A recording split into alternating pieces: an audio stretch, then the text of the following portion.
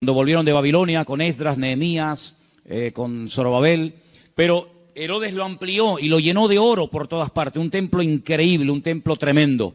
Los romanos se quedaron sorprendidos cuando lo vieron, dijeron, los judíos son un poco tontos, construyen un templo tan grande y está vacío, no tiene ningún ídolo dentro. Es que Dios no es un muñeco que se pueda hacer de oro, de plata o de piedra, ¿verdad? Y cuando salían del templo, los discípulos le muestran al Señor las maravillas de ese templo, lo grande que era, lo enorme que era, lo hermoso que era. Y el Señor les da un golpe bajo. El Señor le dice, observarlo bien, mírenlo bien, porque en menos de una generación no quedará piedra sobre piedra de este templo. Efectivamente, 37 años después de lanzar esta palabra profética, 37 años después, el templo quedó totalmente destruido hasta este momento. Desde el año 70 después de Cristo hasta este momento, no hay templo en Jerusalén. Se cumplió literalmente la palabra. Pero la palabra golpeó tanto el corazón de estos discípulos que ellos salieron del templo, bajaron todo el torrente de Cedrón, lo subieron, se van al monte de los Olivos, y allí dice uno de los evangelios que solamente 4 de los 12 se acercan al Señor y le preguntan aparte, ¿cuándo? ¿Cómo? ¿Cómo va a ocurrir todo esto? ¿Cómo que nuestro templo va a ser destruido? ¿Qué señal habrá? ¿A qué tenemos que observar? ¿Qué tenemos que fijarnos para saber que el tiempo se acerca? Entonces el Señor les da una enseñanza tremenda. Qué importante es preguntar, hermano, de verdad, ¿eh? Si no hubieran preguntado los discípulos al Señor, ¿qué señal habrá de tu venida y del fin del siglo? Nos hubiéramos perdido toda la enseñanza de Mateo 24. Por eso repito, qué importante es preguntar, pero cuidado, no preguntar a cualquiera, no preguntar a cualquier parte, sino preguntar a la persona que te puede dar la respuesta correcta, porque una de las señales que el Señor dice en este capítulo, y es algo que yo quiero en esta tarde hablar, es que tenemos que estar preparados porque una de las muchas señales de los últimos tiempos va a ser la proliferación de falsas doctrinas. Dice la Biblia, lo leíamos el jueves, que algunos llegarán hasta escuchar. Dice el Espíritu claramente que en los postreros días algunos apostatarán de la fe y escucharán a espíritus engañadores y ahí da una enseñanza tremenda. Entonces una de las señales de los últimos tiempos es que se enseñarán cosas extrañas. Por eso yo vengo ya semanas hablando y quiero volver otra vez a repetir, no porque no tenga otras cosas que decir, sino porque considero que hay que repetir las cosas que se enseñan y más cuando son de vital importancia. Y es que tenemos que orar y tenemos que estudiar la palabra para que tengamos una fe sana. Una fe sana, término que por cierto aparece en Tito capítulo 2, donde el apóstol Pablo dice, oye, tenemos que tener una sana doctrina, pero también tenemos que tener una fe sana. Cuidado, que hay gente que tiene una fe muy rara, ¿eh? Hay cristianos que cuando los oyes hablar, dice, sí, tiene fe, pero es una fe un tanto rara, un tanto extraña, una fe mística. Yo puse unos ejemplos unas semanas atrás, no sé cuántos de ustedes lo recordarán, cuando algunos discípulos dijeron al Señor, Señor, no nos quisieron recibir, no nos han dado la bienvenida. ¿Tú quieres que oremos para que caiga fuego del cielo y lo destruya? Si yo dice, alto, ¿qué estáis diciendo? ¿Estáis locos? Tenían fe, pero cuidado, la fe no es para destruir, la fe no es para hacer daño, la fe no es para orar para que caiga fuego del cielo. Dice, ustedes no saben bajo qué espíritu, bajo qué influencia espiritual están ustedes hablando. Que no. El apóstol Pablo, ¿os acordáis? Le decía a Timoteo, la fe que ahora tienes es una fe no fingida, es una fe sincera. Explicaba este término en Italia, sincera, ¿no? O sea que cuando traían los bloques de mármol, los mármol de Carrara, comenzaban a construir los templos, las catedrales y los edificios, algunos de esos bloques de mármol venían con imperfecciones, venían con agujeritos, y claro, se veía feo. Cuando es un bloque no, pero cuando son tantos, entonces los rellenaban con cera, y parecía como que no había ningún defecto, pero cuando daba el sol con fuerza contra aquellos bloques, se derretía la cera y se veía horrible. Decían, manden bloques sin cera, manden bloques sin cera, para que después cuando salga el sol no se quede esto de una forma tan fea y de tan mal aspecto, ¿no? Entonces el apóstol Pablo decía a Timoteo, la fe que tienes no es una fe fingida, no es una fe de máscara, como dice otras versiones, es una fe que primeramente habitó en tu abuela Loida. Y después la tuvo tu madre, Eunice, y ahora la tienes tú. Entonces tenemos que preguntarnos de vez en cuando en qué estamos basando nuestra fe. ¿En emociones? ¿En sentimientos? ¿En sueños? ¿En experiencias? ¿O en la palabra de Dios? Yo me quedo sorprendido, muy sorprendido, porque de toda la vida hemos sido conocidos como el pueblo del libro. El pueblo del libro. Yo me acuerdo que un sacerdote en el huerto de Getsemaní, que es un sacerdote sevillano, cuando me vio con la Biblia bajo el brazo me dice, tú eres de los evangélicos, ¿no? Porque ustedes siempre están con la Biblia en la mano. A mí me echó un piropo tremendo. Si pensaba que me iba a ofender, es todo lo contrario. Efectivamente, hemos sido conocidos y hay de nosotros que nos dejen de conocer por dejar de utilizar el libro, las Sagradas Escrituras, ¿verdad? Pero hay un desapego últimamente tremendo. Claro, se ha metido la gente en el mundo del internet y se ha metido en los cultos a distancia y se ha metido por aquí y por allá, que han entrado en las iglesias cosas pero muy, muy raras, muy extrañas. El jueves les conté algunas cosas que he visto ahora. He visto allí en Milán, donde he estado ahora mismo. Creyentes que están asustados, creyentes que si la maldición, que si... Pero vamos a ver, hermanos, pero dice la Biblia que somos más que vencedores, que mayor es el que está en nosotros que el que viene contra nosotros. Creyentes que solamente desde que se han... Yo conocí ahora un matrimonio de hermanos de Ecuador que llevaban más de 10 años en esa congregación y dice, hermano, nos ha impactado mucho cómo usted la palabra. Y le digo, bueno, es que yo predico de la palabra. Y dice, es que yo hace años que no escucho un mensaje de la palabra. Digo, bueno, ¿y usted qué escucha entonces? Pues dinero, pide, y dame. Digo, pero eso no es evangelio. Eso no es el evangelio. Yo no sé de dónde se han sacado esas enseñanzas.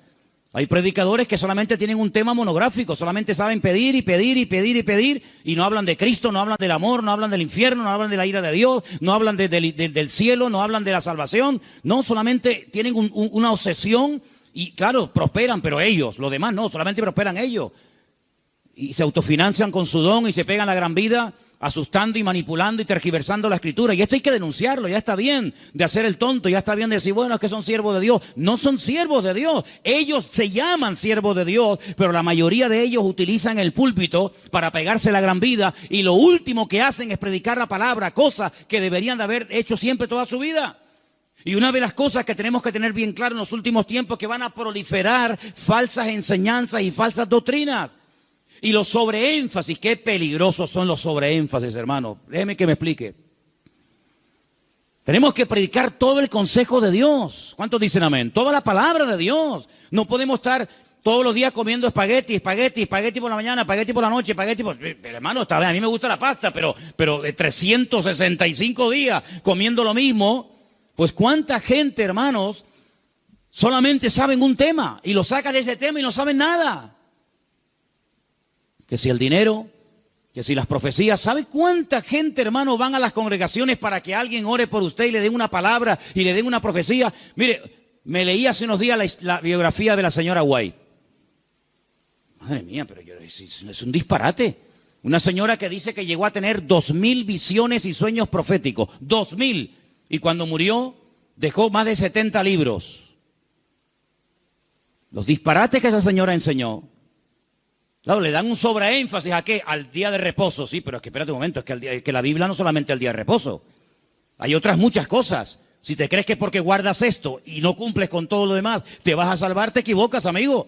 Es como las iglesias que están todo el día, hablan lengua, y venga a hablar en lengua, y venga profecía, y venga a hablar en lengua. Pero hijo, vamos a ver. El apóstol Pablo decía, y si alguien entra en una iglesia y ve a todo el mundo hablando en lengua, ¿qué van a decir? A ver, dígalo usted. ¿Usted qué diría? ¿Que están locos? Pero ¿cuántas iglesias son así? ¿Cuántas iglesias son así que parecen locos? Yo fui hace muchos años a una congregación en Las Palmas y bueno, yo estaba predicando y en medio de la predicación se levantaba la gente, se caían ahí al suelo y empezaban a gritar y a revolcarse y yo decía, ¿qué le pasa a esta gente? Entonces yo miré al pastor que estaba allí y le digo, ¿qué le pasa? Dice, no, es el poder de Dios. Digo, ¿cómo es el poder de Dios? Pues si está haciendo el perro. Estaba haciendo el perro. Y el otro en la esquina poniendo un huevo.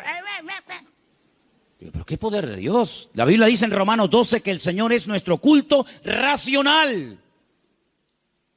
Por favor, que parece, damos una imagen, nosotros no, gracias a Dios, pero ¿cuántas iglesias dan una imagen al mundo de que son locos?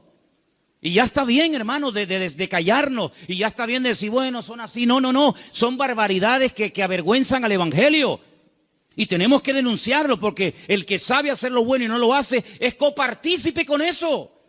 No les contaba el jueves que acabo de conocer ahora a un pastor en Milán que se tira en la plataforma cuando llega el momento de la ofrenda y le dice a la gente que lo tienen que tapar con dinero. ¿Pero cómo? Sí. Él dice, no, mira, aquí todavía se me ve algo de tela, tienen que tapármelo. Increíble. Un pastor que la congregación un día le regaló un coche, cogieron una ofrenda en la congregación, le regalan un coche al pastor y a los 2 días se sube al púlpito y dice, hermano, Dios me ha dicho, mentira, Dios no dijo nada, eso es falso, pero él dice, Dios me ha dicho que este no era el coche que ustedes tenían que regalarme, era uno más grande y superior. Y la gente tan tonta va, lo cambian y le compra uno más grande. Y yo le decía, pero ¿ustedes qué hacen allá adentro? ¿Por qué no se le va a hablar, salen corriendo? Eso no es iglesia, eso no es nada, eso es un circo. Eso es una vergüenza para el evangelio. Es que tenemos miedo, porque nos ha dicho que si nos vamos se nos va el espíritu y se nos va la bendición. Digo, hágame el favor. Oye, que a mí nunca me ha tocado la breva de caer en una iglesia de estas, ¿eh? A mí nunca me ha tocado una breva de estas. Siempre, de verdad, a mí me toca una iglesia de estas y es que me voy al Antiguo Testamento con la espada y el arco. Increíble, hermanos. Entonces tenemos que retornar a la palabra de Dios es nuestra base. No podemos entrar en locuras, en disparate. Todo lo que usted pueda pensar, soñar, sentir o lo que sea, si no va de acuerdo 100% con la palabra, no es de Dios. La palabra de Dios es la base, es el fundamento de nuestra fe. Y no necesitamos nada más que la palabra y nuestra experiencia, nuestra relación con el Señor. Yo creo que algunas personas no han terminado de descubrir lo que significa enamorarse del Señor y enamorarse de la palabra. Por eso buscan fuera, porque cuando un hombre está enamorado de su mujer no tiene que buscar otra. Y cuando una mujer está enamorada de su marido, no se le van los ojos detrás de otro. Cuando usted está enamorado de Cristo, no le tienta nada ni nadie, porque usted sabe en quién ha creído. Y a mí me da la impresión de que hay mucha gente hoy en día en las iglesias que son religiosos, pero no han nacido de nuevo, porque la persona que nace de nuevo no hace estas barbaridades, porque ofende al Señor. O no conocemos la historia de este joven llamado José, un hombre que nunca fue a un culto. José nunca fue a ningún culto. José nunca leyó la Biblia. Pero José un día tuvo un momento en el que fue tentado y él dijo, yo no puedo hacer esto porque pecaré contra mi Dios.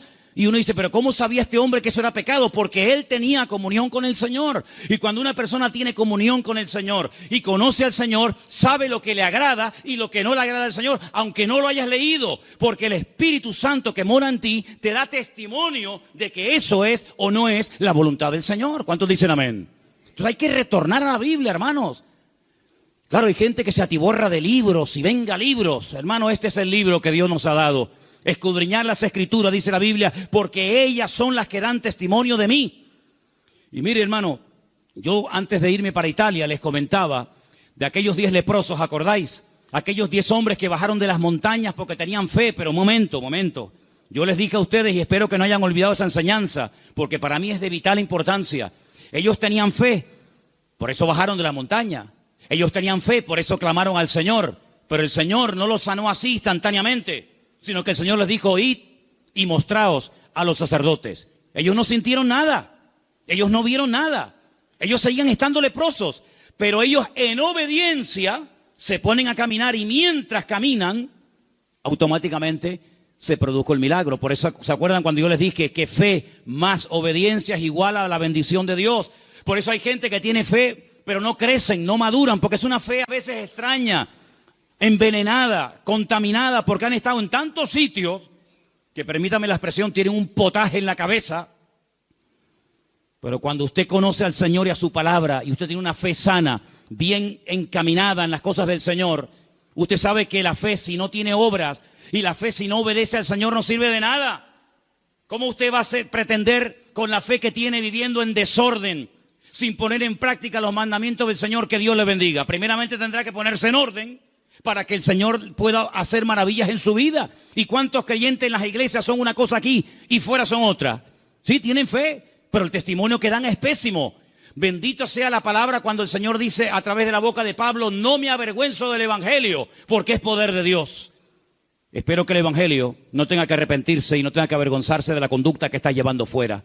Porque aquí todos somos muy buenos. Aquí todos levantamos las manos, o el que quiera. Y aquí todos somos muy santos. Pero, ¿y por fuera? Porque a mí de qué me sirve que vengas aquí, gloria a Dios y aleluya, si luego en la calle eres un desorden y vives en pecado, estás viviendo en adulterio, estás viviendo en fornicación, tienes un mal testimonio en la familia. No, tienes que plantearte tu relación con Dios. ¿A qué vienes aquí? ¿A cambiar o a qué? A fichar como en un trabajo. No, fui al culto. Sí, fui al culto porque te entró por aquí y te salió por ahí, porque no ha habido cambios en tu vida. Esta es una iglesia donde queremos que la gente venga, gloria a Dios, sí, pero que vengan a cambiar. Y que sepan que aquí no vamos a estar con tontería ni con experiencias extrasensoriales, sino que aquí te vamos a llevar a la palabra. Y la palabra te va a hablar y el Espíritu va a hablar a tu corazón. Y en cuanto veamos cosas extrañas que no son de Dios, pues te las tendremos que decir. Y claro, algunos esta cosa no lo entienden y dicen, no, es que aquí no hay amor.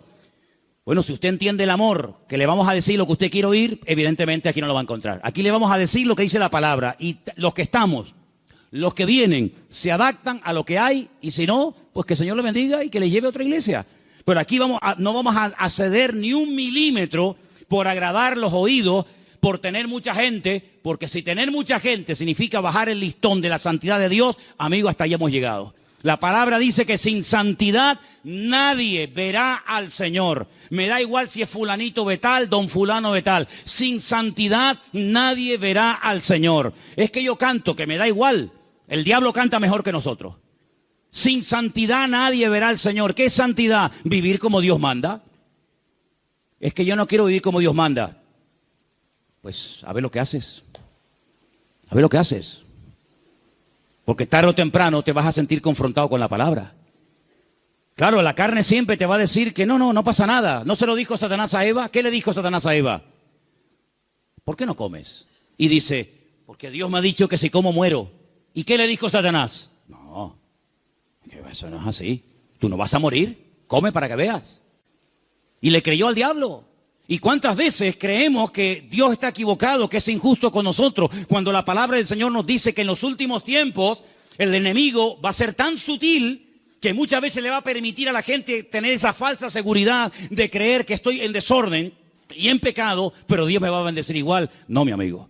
Las consecuencias, tarde o temprano, de una vida en desorden son terribles, porque la paga del pecado ha sido y es y será siempre la muerte. ¿Cuántos dicen amén? Hay tres cosas que tenemos que tener claro a estas alturas. Primero, ¿a qué nos ha llamado el Señor? ¿A qué nos ha llamado el Señor? ¿Tú sabes la tranquilidad que tú tienes en tu corazón cuando tú sabes a lo que te ha llamado y a lo que no te ha llamado el Señor? No tienes que estar imitando a nadie. No tienes que viajar por el mundo entero buscando el sistema, el método en Colombia, en Venezuela, en Cuba, en Puerto Rico, en Toronto. Yo no tengo que ir a ninguna parte. Lo que dice la Biblia, entra en tu aposento y tu Padre que te ve en lo secreto te recompensará en público. Claro, es más fácil coger un avión y irte a Corea a ver lo que hacen los coreanos. Es mucho más fácil coger un avión y pagarte el pasaje como Jonás, que preferiría pagar el pasaje, ¿verdad? Y mantener la rebeldía que dar marcha atrás. Es mucho más fácil coger un avión y decir, a ver, una iglesia que esté creciendo mucho, a Nigeria, ahí nos vamos todos. Ahora a Pensacola, ahora a Toronto, ahora, hermanos, a donde tenemos que ir, dice el Señor, venid a mí, los trabajados y cargados, que yo os haré descansar. ¿Cuántos dicen amén? Entonces, tener claro a lo que nos ha llamado el Señor y a lo que no nos ha llamado. No hay una iglesia 100% completa. Yo les digo, esta iglesia no es completa. Tenemos muchas carencias. No somos una iglesia fuerte en misiones, no tenemos misioneros ahora mismo en el mundo. Tenemos un montón de carencias, pero creemos que hay un área en la que el Señor nos puede utilizar. Pero hermanos, hay congregaciones que pretenden hacerlo todo, lo entienden todo, lo saben todo.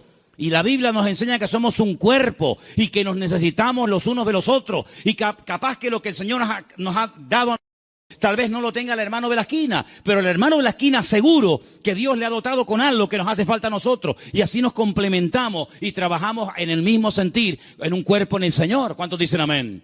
Nuestra identidad, ay hermano, la identidad. Esto es algo que trae de cabeza a miles de personas, porque la gente tiene que tener una identidad, y si no la encuentran en la casa, la va a encontrar en el fútbol, y si no, en cualquier otro lado. Nuestra identidad, ¿de dónde viene nuestra identidad? Nuestra identidad viene de Cristo. Nuestra identidad viene del Señor. Yo no tengo que ponerme ahora todo el cuerpo lleno de tatuajes para sentirme, digamos, querido y respetado por un cierto sector de la sociedad. No.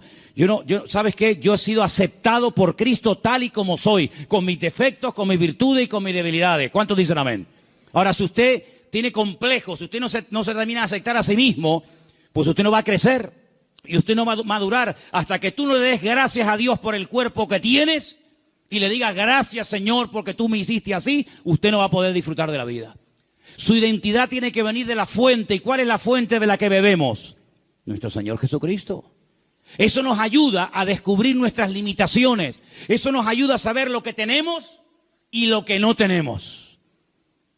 ¿Han oído el pasaje del libro de los Hechos cuando dice la Biblia que a la hora de la oración subían Pedro y Juan al templo a orar y dice que había ahí un mendigo que les pidió limosna? Lo conocéis, ¿verdad?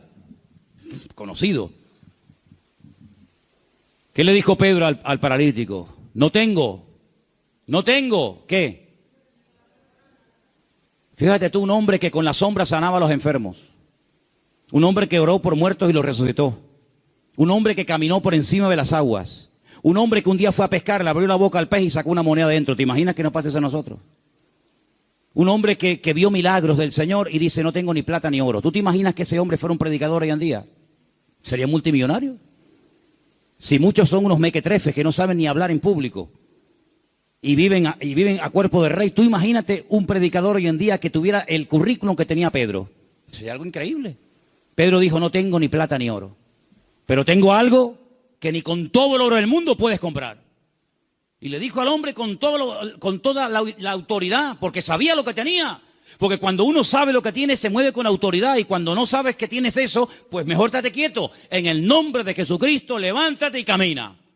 Y el Señor hizo un milagro tremendo. Entonces las iglesias, los creyentes hoy en día, tenemos que saber a lo que Dios nos ha llamado. Tenemos que saber lo que tenemos y lo que no tenemos.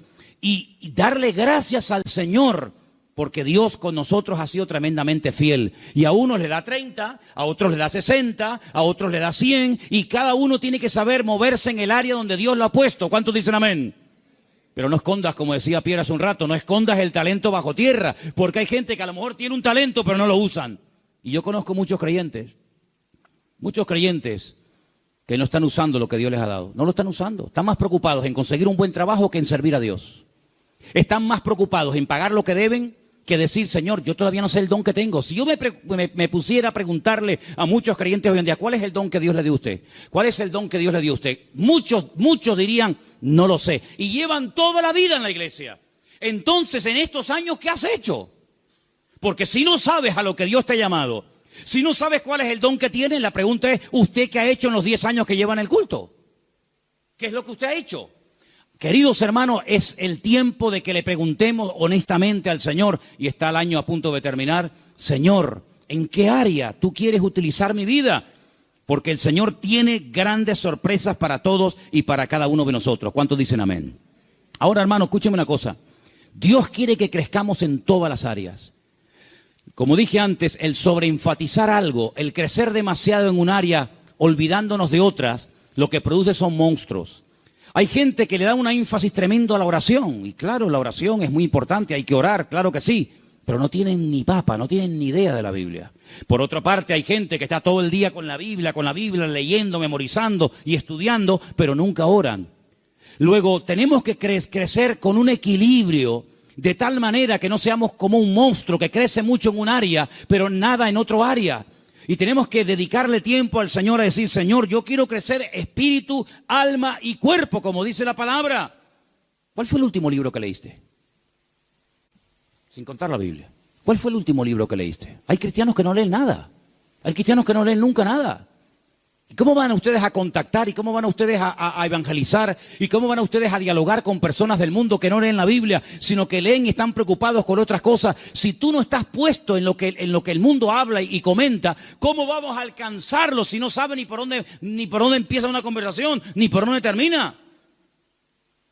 Hay gente que no trabaja, ni estudia, ni hacen nada. Y son las víctimas y son las personas más propensas a caer en desánimo, en depresión y en pecado.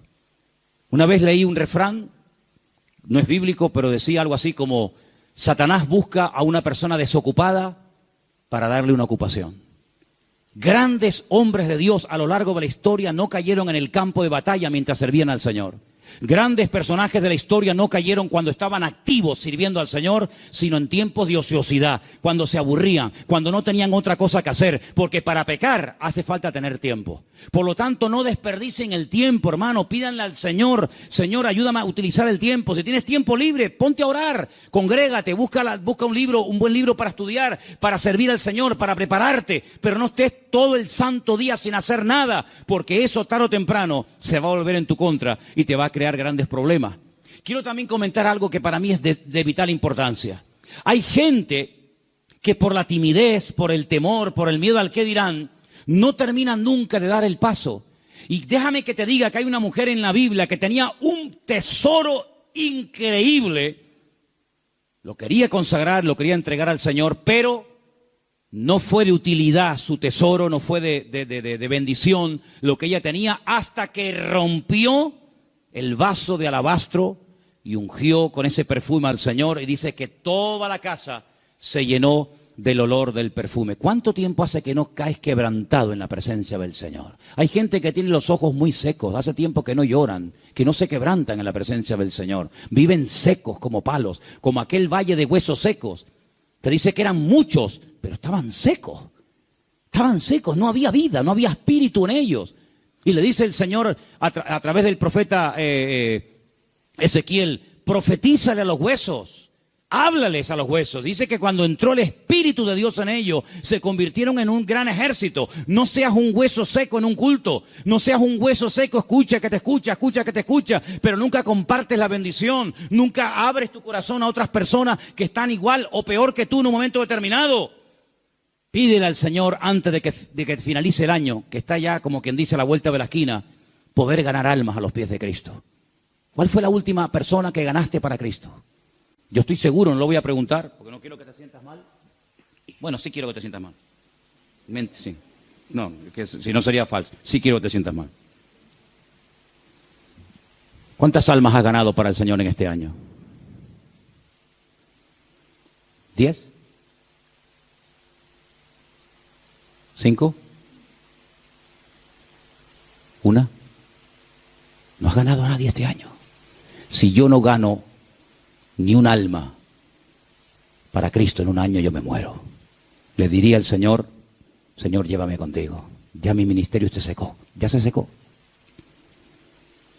¿Sabes lo que pasar 365 días, viajar, comprar, ir de vacaciones, disfrutar de la vida, de lo que tienes, trabajar, estudiar y no ganar ni un alma para Cristo? Eso se llama esterilidad, amigo. ¿Y cuántos creyentes son estériles?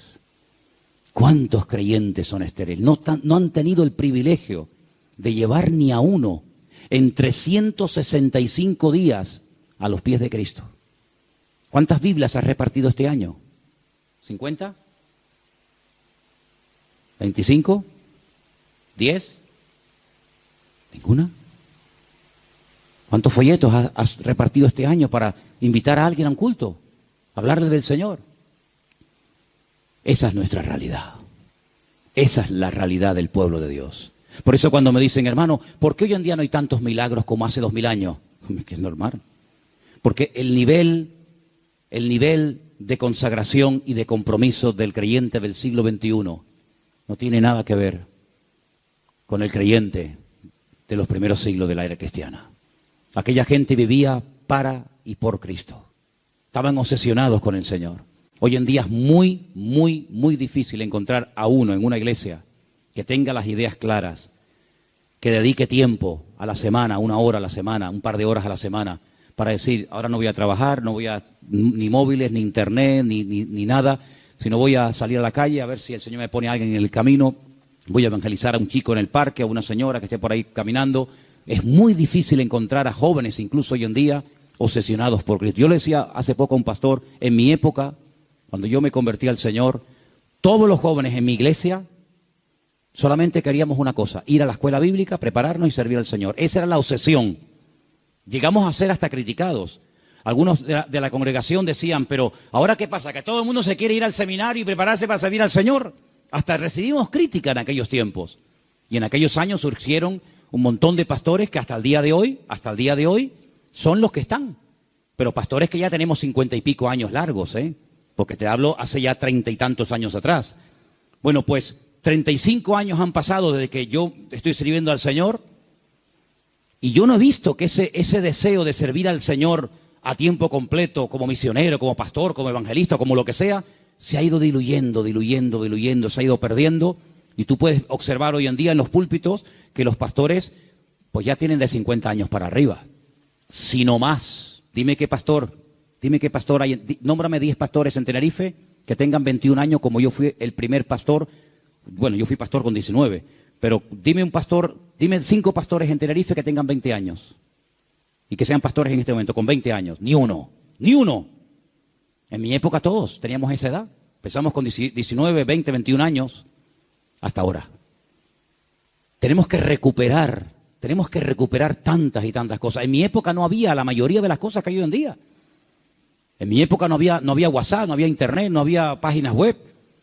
Los cultos eran muy sencillitos, eran muy normales, no había tanta parafernalia de sonido. Parece que hoy en día la puesta en escena tiene que tener esto y aquello, porque parece que si no, el culto como que no fluye. En aquella época una guitarra española, pum, a la calle, encima un banco, orábamos, venía la gente, estaba el Señor, una sencillez tremenda. Eso tenemos que volver a recuperarlo, porque nosotros estamos en este mundo, ¿para qué?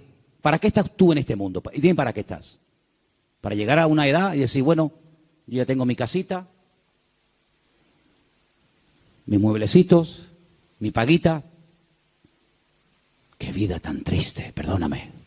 Qué vida tan triste. Estar esperando a yo jubilarme, a estar ahí esperando a la muerte.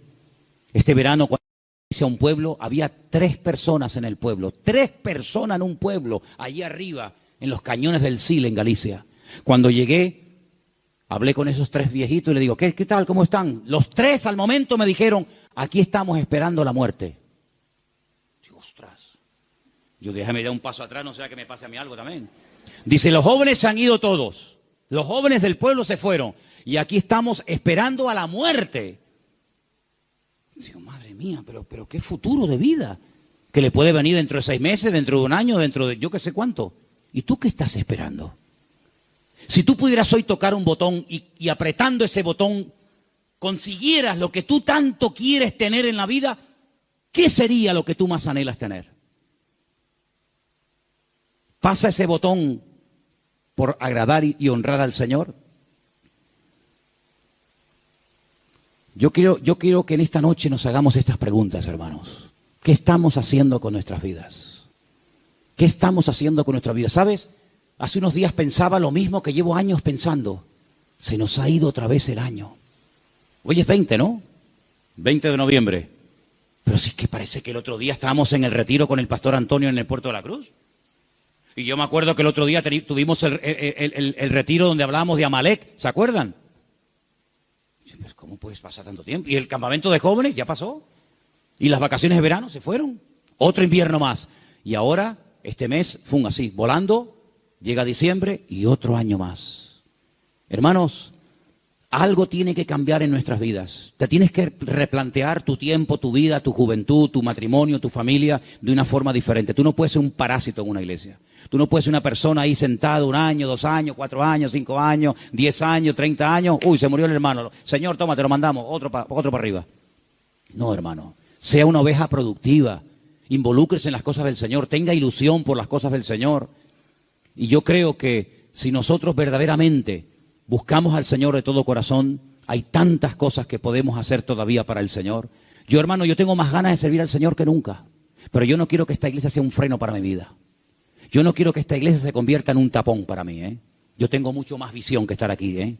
Y yo estoy plenamente convencido de que el mundo, no Tenerife, el mundo nos está esperando. Y el Señor tiene gente aquí que puede utilizar de una forma tremenda. Pero somos nosotros los que tenemos que decir, Señor, cuenta conmigo. Porque quiero terminar diciendo algo. La noche que el Señor Jesucristo sabía que iba a ser entregado, dijo algo tremendo. Dijo, Padre, pasa de mí esta copa. Mas no se haga mi voluntad, sino la tuya. ¿Y saben cuál era la voluntad del Padre en ese momento? que lo mataran.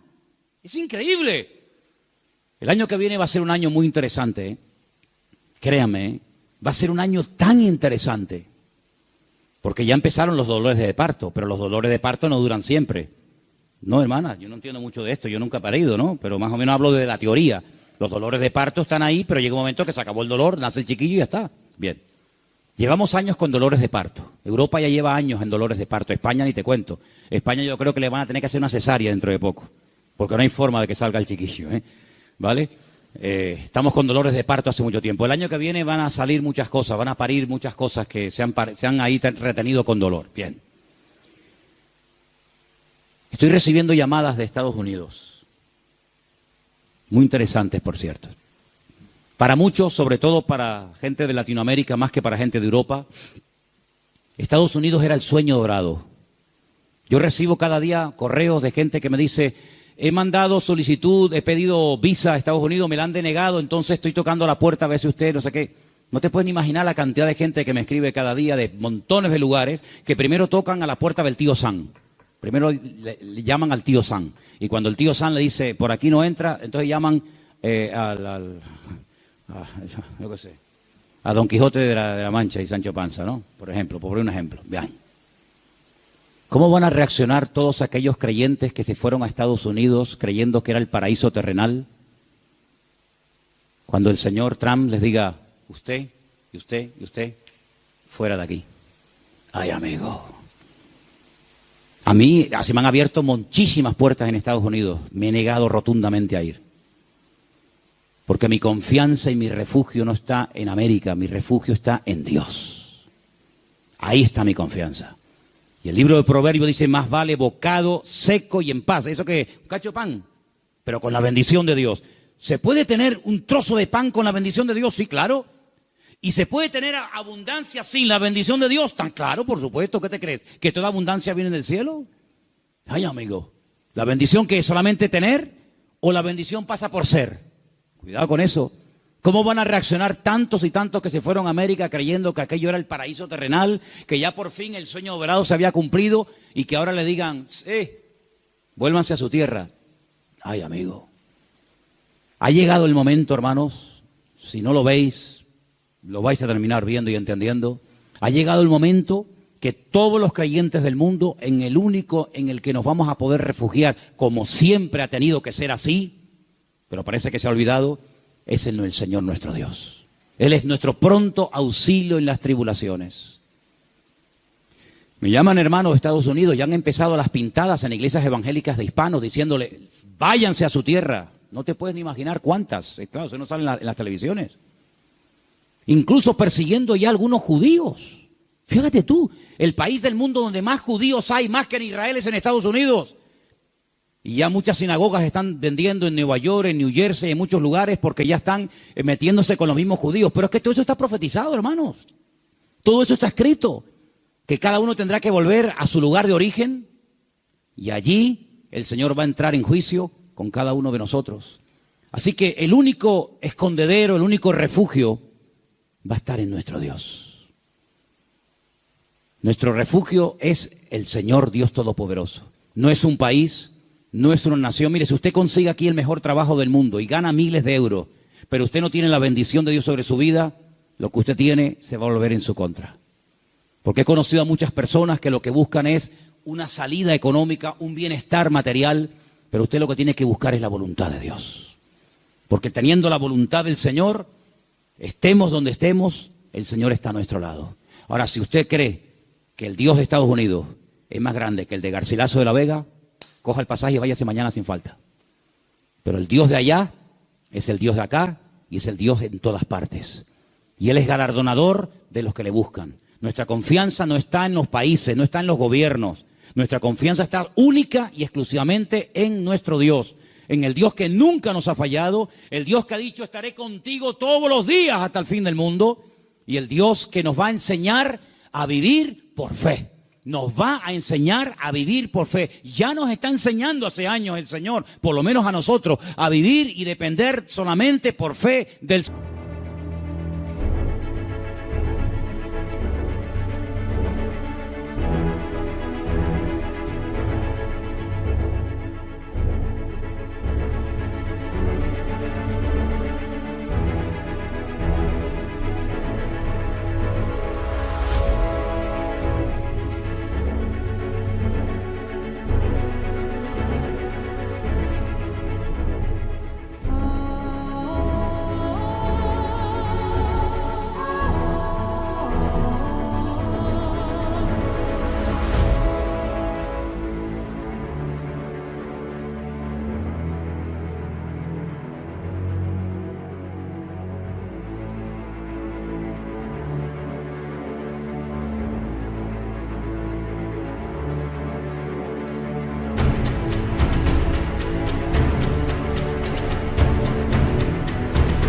Señor.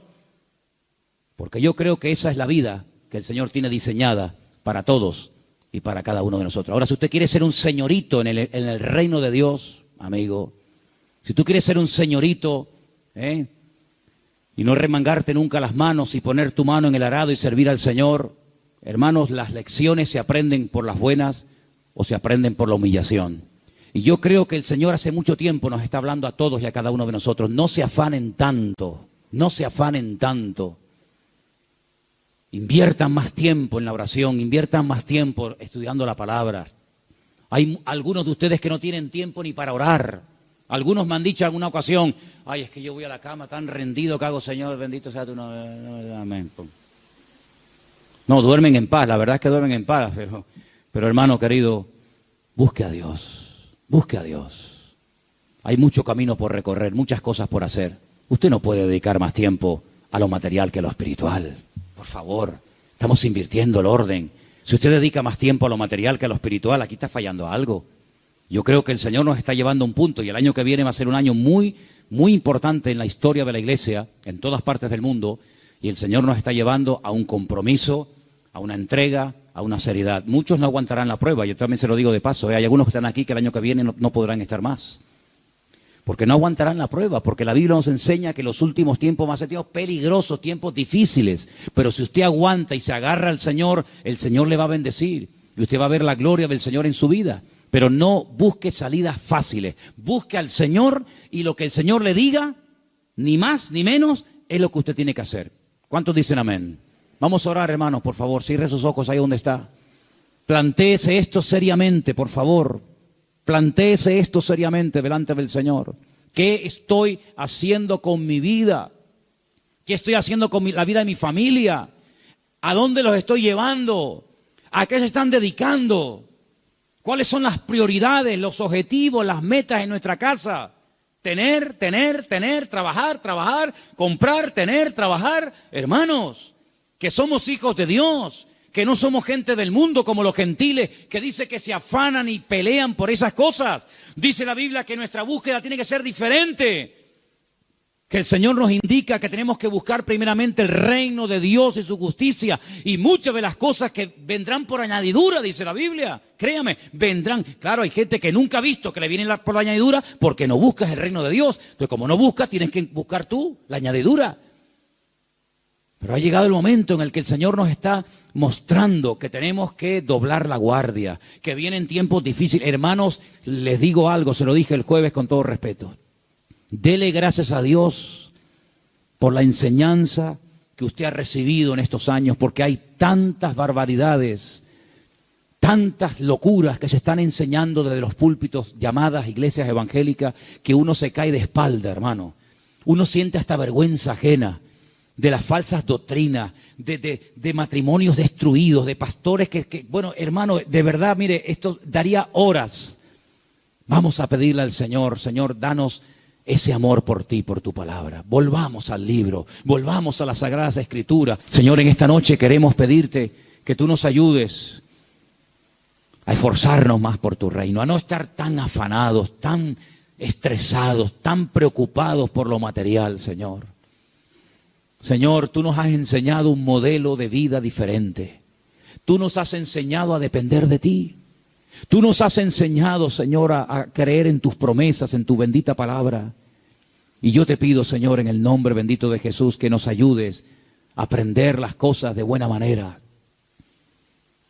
a ser adoradores en espíritu y en verdad, a ser estudiantes serios de tu palabra, Dios mío, que no nos atraigan las cosas de este mundo. Señor, que podamos marcar una diferencia en este mundo enfermo que te ha dado la espalda hace tanto, tanto tiempo, Señor.